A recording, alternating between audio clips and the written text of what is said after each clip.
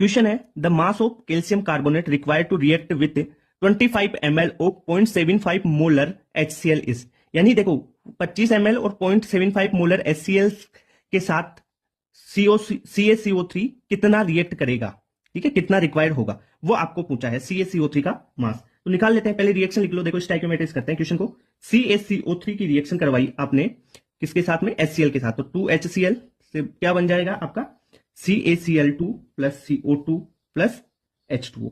अब क्वेश्चन में देखो मोल से कर लेते हैं, यानी CaCO3 के 1 मोल, इसका 2 मोल मिलके इसका 1 मोल बनाएंगे, इसका 1 मोल बनाएंगे, इसका 1 मोल बनाएंगे। आपको HCl से क्वेश्चन सोल्व करना है। देखो HCl के बारे में क्या दे रखा है, उसका मोलरिटी दे रखी है और वॉल्यूम दे रखा है। तो इसके मोल निकाल लेते हैं क्वेश्चन में। कैसे निकालेंगे, मोल बराबर मोलरिटी इंटू वॉल्यूम। मोलरिटी कितनी है 75.75 इंटू वॉल्यूम कितना है 25 ml है। ml को लीटर में कन्वर्ट कर दूंगा तो 1000 से अब इसको डिवाइड कर दूंगा तो कितना आ जाएगा, ये लगभग आ जाएगा 0.01875 मोलर। ठीक है, इतने मोल्स आ जाएंगे।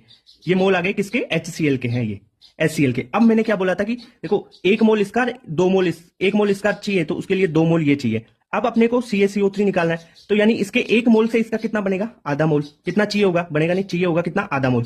ठीक है, और इसके इतने मोल के लिए इसका कितना चाहिए होगा CaCO3 का, वही बात है। तो मोल्स ऑफ CaCO3 रिक्वायर्ड कितने होंगे, मोल्स ऑफ HCl बटा 2 तो कितना हो जाएगा 0.01875 बटा 2। अरे स्टाइकियोमेट्री कर लिया भाई। इसके 2 के लिए 1 चाहिए, 1 के लिए हाफ चाहिए और इतने के लिए इतना बटा 2 चाहिए। ठीक है, ओके। तो ये आ जाएंगे मोल्स। अब अपने को मास चाहिए, तो मास क्या होता है, मास होता है मोल इंटू जो मोलर मास है वो मोलर मास, mm कर देता हूं इसको। ठीक है, तो इसकी वैल्यू अगर अपन इसको सोल्व करते हैं ना तो ये 9.3 इंटू 10⁻³ आ जाएगा आपके पास। ठीक है, इतने मोल्स हैं।